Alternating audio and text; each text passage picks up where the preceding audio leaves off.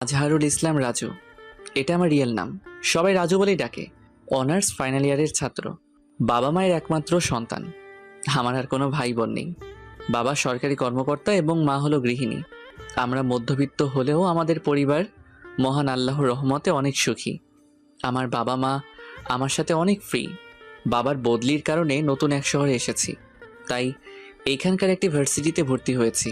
আজ আমার প্রথম ক্লাস, তাই একটু আগে ভার্সিটির জন্য রওনা দিয়েছি। ভার্সিটি আমাদের বাসা থেকে বেশি দূরে না। যেমন ধরেন হেঁটে আসলে 10 থেকে 15 মিনিট লাগে, তাই হেঁটেই আসছি। ভার্সিটির সামনে চলে আসলাম।